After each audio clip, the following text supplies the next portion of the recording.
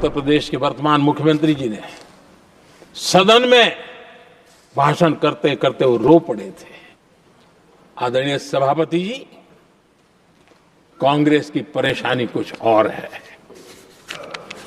ये पचा नहीं पा रहे कि मोदी यहां तक पहुंचा कैसे, और उनकी परेशानी बढ़ती जा रही है कि भाई पहुंचा तो पहुंचा, लेकिन अब तक टिका क्यों है। और इसलिए वे एक ही रास्ता उनके लिए बचा हुआ लग रहा है कि मोदी तेरी कब्र खुदेगी। आदरणीय सभापति जी, ये तो मान करके बैठे थे। उनका लोकतंत्र, संविधान का कोई लेना देना नहीं। उनको तो लगता है कि प्रधानमंत्री पद उनके परिवार की जागीर है, उस पर कोई और बैठ नहीं सकता। ये जो उनके भीतर में नफरत पड़ी हुई है ना, मोहब्बत की दुकान में जो आग भरी पड़ी हुई है ना, उसका परिणाम है। और इसीलिए कोई क्यों बैठा,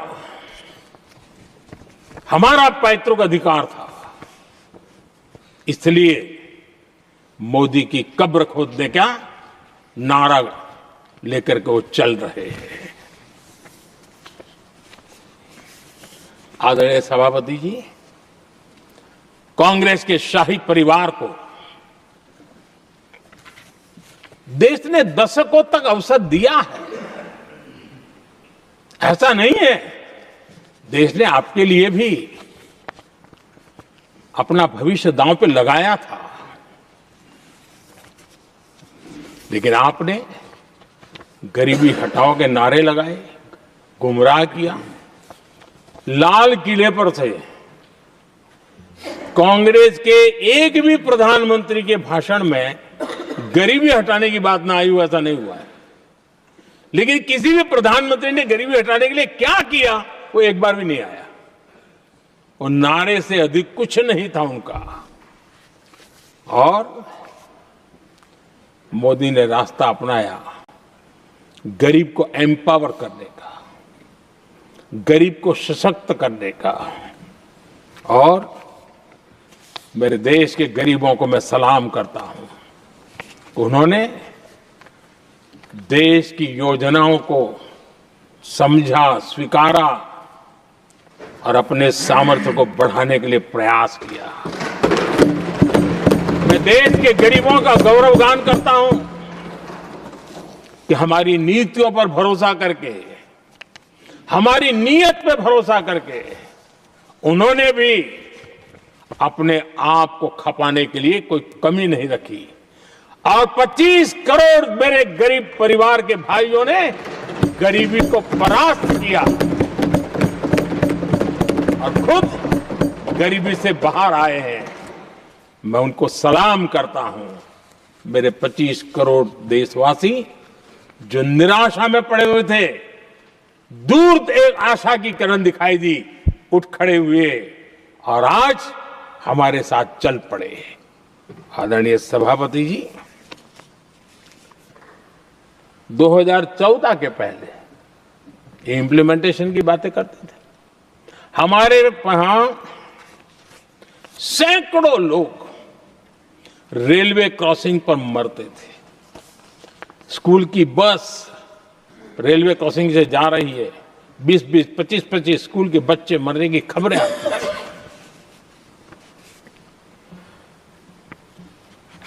अनमैन्ड रेलवे क्रॉसिंग, वो इतना बड़ा काम नहीं था कि नहीं कर सकते थे।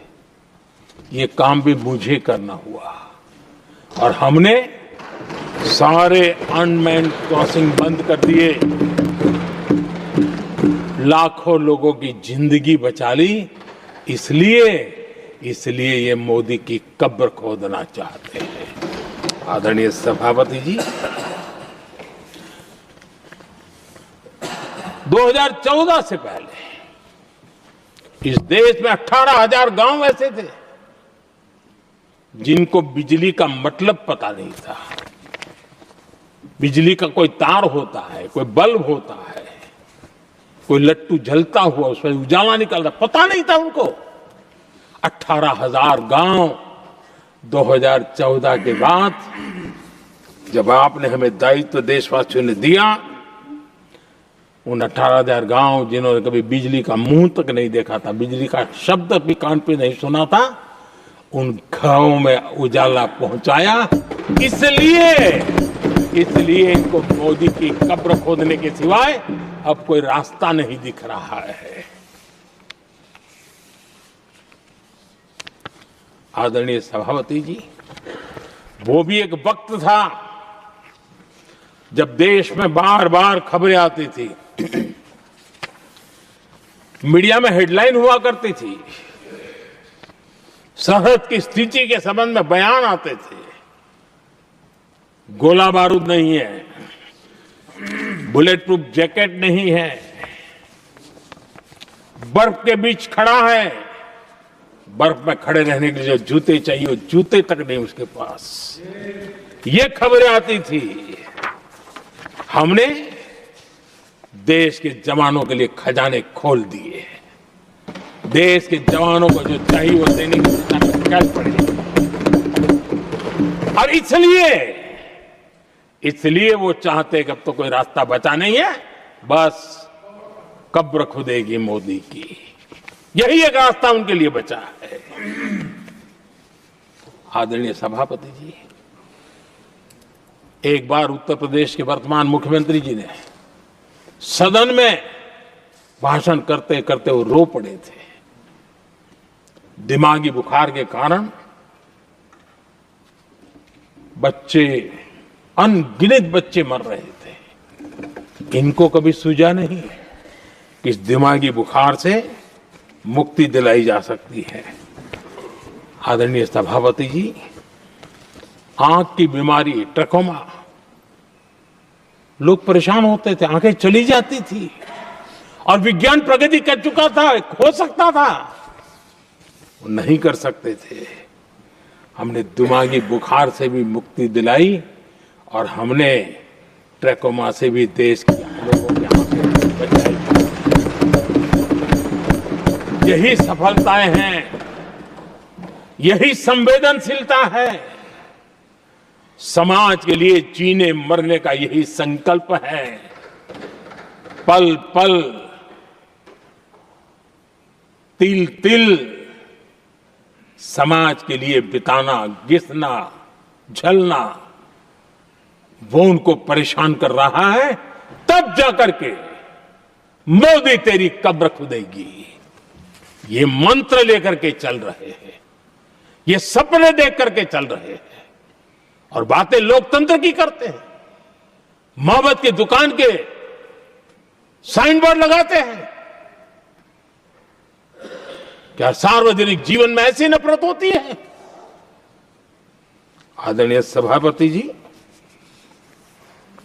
इनकी सरकार रिमोट से चलती थी, मेरी सरकार भी रिमोट से चलती है। 140 करोड़ देशवासी मेरा रिमोट है।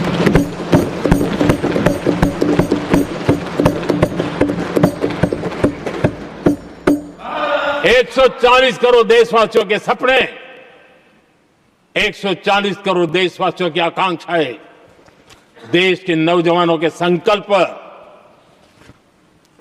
इनके लिए हम जीते हैं, इनके लिए सरकार चलाते हैं।